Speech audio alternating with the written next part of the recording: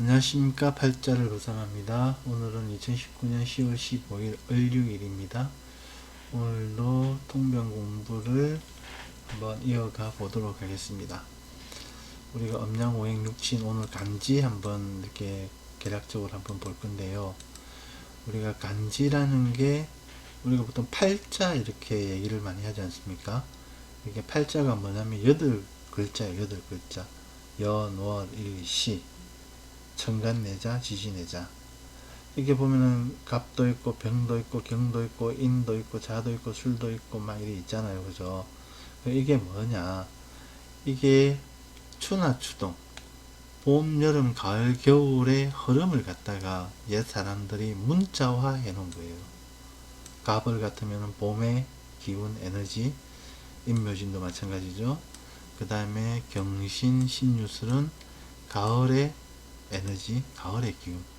그리고 천간에 있으면 생각이나 뜻이나 의지 이런 것이고, 그 다음에 지지에 있으면 현실적인 그런 거 손으로 만져지고 하는 그런 것들. 이거예요. 이게 다예요. 네, 간지가 뭐 어마무시하게 뭐 그런 게 아니고, 이걸 가지고 막 의미 확장을 해가지고 우리가 통변을 하는 겁니다. 사주 분석을 하는 겁니다. 우리가 여기에서 이제 조금 살펴볼 거는, 우리가 어제 육친 했잖아요. 육친 했을 때 이게 경일간 같은 경우에는 경이 뭐 같은 가을의 기운이잖아요. 같은 가을은 비경급제, 그 다음에 겨울의 기운은 식신상관, 그 다음에 봄의 기운은 정제편제, 여름의 기운은 정관편관, 그 다음에 토 기운은 정인편인으로 삼는다. 예, 죄송합니다. 전화가 와가지고, 계속 이어가겠습니다. 어쨌든 이런 식으로 우리가 육친이라는 게 이게 6개의, 1, 2, 3, 4, 5, 6 할 때 6이 아니라 그랬죠. 주변에 있는 부모, 형제, 그 다음에 배우자, 이걸 갖다가 5이나 한 거라 그랬죠. 그래서 이런 식으로 우리가, 정해 놓은 거죠. 옛 사람들이. 그리고, 우리가 임묘진 할 때 진이라든 사오미 할 때 미, 신유술 할 때 술, 해자축 할 때 축, 이거는 진술축미는 이게 토의 기운, 토라고 부르거든요. 그래서 이게 토가 이게 중개의 의미가 있다 그러지 않습니까? 여름에 그 자결하는 뜨거운 기운을 가을로 넘기주기 전에 이렇게 그만 뜨거워라, 그만 확장해라 하고 딱 눌러주는 그런 역할, 그런 중개의 의미로서 우리가 진술충미는 또 토라고도 땅바닥에 있는 거는 부릅니다. 그래서 진 같은 경우에는 전체적으로 보면은 봄이지만 이게 하는 역할이 겨울을 땅속에 숨겨서 여름에 그 뜨거운 햇볕 아래 다치지 않게 하는 역할, 그 다음에 미는 봄을 숨겨서 가을에 다치지 않게 하는 역할, 술은 여름을 숨겨서 겨울에 화가 다치지 않게 하는 것, 축은 가을을 숨겨서 봄에 다치지 않게 하는 그런 역할, 이런 역할들이 또 따로 있습니다. 따로 이렇게 이중의 그런 역할들을 하고 있습니다. 그래서 통변할 때 이런 선수들은 조금 또 달리 변색의 인자로서 통변을 또 가미해 주면 됩니다.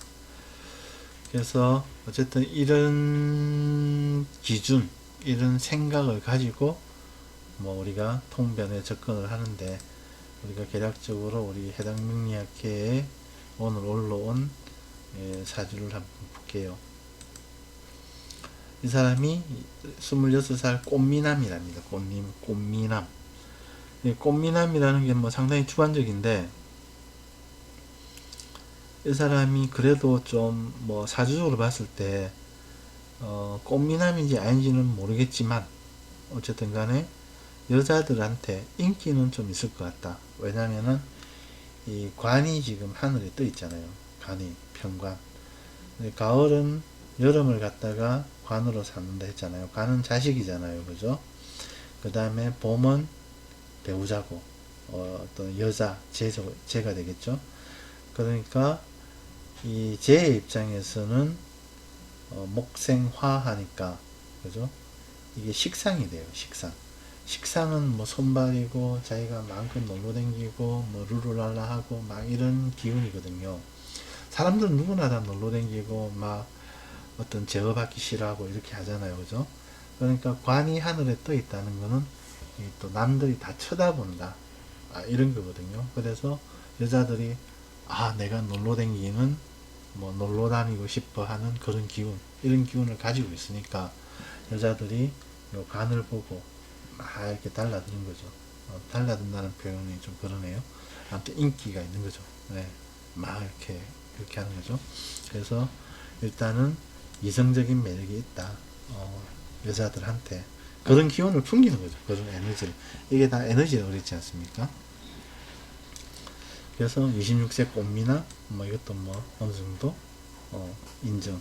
자, 그 다음에 A는 있고 미혼이다. 아직 결혼을 안 했다고 돼 있잖아요. 그죠? A는 있다고 했으니까 뭐 결혼을 했다 그러면 요게 이제 배우자궁이거든요. 연월일시에서 일간을 보통 자기로 보니까 자기하고 가까이 있는 또는 안방으로 보거든요. 왜 안방에 있는 이 선수를 배우자궁이라고 불러요. 배우자궁에 배우자가 딱 배우자의 별이 딱 들어있죠. 그래서 왜냐면은 우리가 여름의 기운은 봄을 갖다가 배우자 제로 삼는다 했잖아요. 어제 육진할 때. 그래서 이 선수는 결혼을 안 했으니까 아직 배우자궁은 비어 있는 거죠. 그러면은 A는 있다고 했으니까 A는 원국상 보면은 요 선수가 되겠죠. 갑 현재 만나고 있는 선수는. 근데 이 선수가 인하고 수라고 삼합으로 묶여지거든요. 삼합 뭐 이것도 뒤에 우리가 신살이나 운승 뭐 화병중파일 할 때 할 겁니다. 삼합으로 연결이 되니까 이 선수도 배우자궁으로 들어올 수 있는 후보 선수는 돼요. 예, 그죠? 그리고 배우자궁에서 무리 짓는 선수는 인하고 오하고 술, 인오술, 그죠? 인생, 오생, 술생. 만약에 이 사람이 술생이라 그러면은 뭐 이 선수가 거의 100%할 거고, 또 뭐 술이 무리 짓는 인생이나 오생이나 다 누구나 되겠죠. 근데 인오술생이 아니다 그러면은 지금 만나고 있는 이 애인이 그러면은 요 안방으로 들어올 확률은 별로 없다. 그냥 뭐 한번 스쳐 지나가는 그런 인연일 확률이 높다. 이렇게 보면 됩니다. 왜냐하면 자기 배우자궁에는 호랑이가 딱 들어앉아 있잖아요. 그죠? 그러면은 제일 좋은 거는 이 호랑이가 들어오는 거고, 아니면 호랑이하고 같은 무리를 짓는 오생, 술생이 들어오는 게 이 원국의 설계도대로 딱 맞춰지는 거죠. 이 안 맞아지면은 자기 팔자에 없는 선수가 들어왔다는 거는 운에 의해서 왔다는 거거든요. 그 운이 가버리면은 이게 좀 같이 간다고 보는 거죠. 네. 왜냐면 자기 세상에서는 그런 인자, 그런 에너지가 없기 때문에. 그래서 A는 있다고 했으니까 지금 만나고 있는 선수는 이 선수다. 또는 미래에 이 선수가 될 수 있는 후보도 된다. 네, 그렇게 보면 되고요. 그리고 현재 헤어 디자이너다. 헤어 디자이너는 우리가 이제 가을의 기운 같은 경우에는 식상이 뭡니까? 수를 쓰고 있죠. 겨울을 쓰잖아요. 그죠? 식상은 수인데, 수고, 재는 목이고, 그죠? 관은 화다. 우리가 어제 육친할 때 했죠. 그러면은, 그냥 말 그대로, 뭐, 헤어 디자이너 같으면은, 헤어 디자이너 경은 뭐, 헤어 디자이너 칼로, 가위나 칼로 보면 되겠죠? 그 다음에, 칼은 아니구나. 가위로 보면 되겠죠. 가위, 바리깡, 뭐 이런 거, 쇠로 되어 있잖아요. 그 다음에 수는 뭐 헤어 디자인이니까 물이죠. 물가에 뭐 이렇게 머리로 감겨줘야 될 거 아닙니까? 그리고 쟤는 목으로 보는데, 목은 뭡니까? 곡직의 성질이죠. 봄의 기운이라는 게 이렇게 씨앗, 새싹이 씨앗을 들고 올라와서 뭔가 막히면은 만약에 바위가 있다 그러면 바위를 피해서 이렇게 자라지 않습니까? 이게 곡직, 자기가 직진도 하고 굽어서도 가고. 그래서 이 곡직의 성질을 머리카락으로도 봐요. 머리카락. 그죠? 관은 환대, 이제 화 같은 경우에는 간판도 되잖아요. 그죠? 간판. 보통 헤어 디자인 하면 무슨 헤어 디자인 간판 있잖아요. 그렇게 보면은 이제 헤어 디자이너의 모양이 딱 운에 나와 있는 거죠. 식재관이 뭡니까? 식신이나 재성이나 관성은 자기가 사회 활동하는 거잖아요. 그러니까 직업이잖아요. 직업. 그 직업으로서 딱 경일관이 맞는 거죠. 이 간판 있죠. 요 물 있죠. 요 머리카락 있죠. 그리고 좀 더 보면은 이 편인이라는 게 뭐냐면은 보통 기술로 보거든요. 인성은 인성인데 정의는 뭐 도덕적인 일반적인 그런 학문으로 보면은 편의는 월요, 법률, 그 다음에 기술 이런 걸로 보거든요. 그래서 어떤 기술적인 간판도 있고 물도 있고 머리카락도 있고 요 보면은 뭐 가위도 있고. 그래서 헤어 디자이너가 원국에 설계된 모양하고도 비슷하다. 원국에 설계된 모양하고 비슷하게 자기가 직업을 가지고 있으면은 웬만하면 잘 먹고 잘 살아요. 예. 운에서 이렇게 한번 뭐 이렇게 부딪혀 가지고 찍어드릴 때도 있고 또 뭐 잘 돼가지고 올라갈 때도 있고 한데 이 원국의 모양 그대로 비슷하게 돼 있으면은 늘 그런 안 좋은 운이 왔을 적에도 밑으로 내려가는 게 그렇게 작고, 예? 올라갈 때는 한참 위로 잘 올라가고 그렇게 됩니다. 그래서 뭐 식재관, 헤어 디자이너 딱 맞춰서 잘 있다 이렇게 또 볼 수 있습니다. 자, 문제는 돈을 모으지 못하는데요. 이게 돈이라는 게 이제 재잖아요, 그죠? 배우자도 되지만도.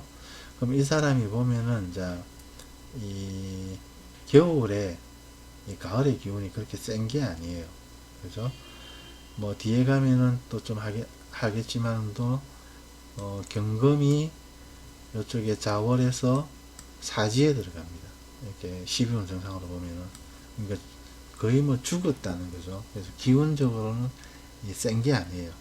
근데 이제 이 술이라는 게 경이 술에서는 이제 경술이라 해가지고 개강이라고 나름의 그런 압력 파워는 있어요.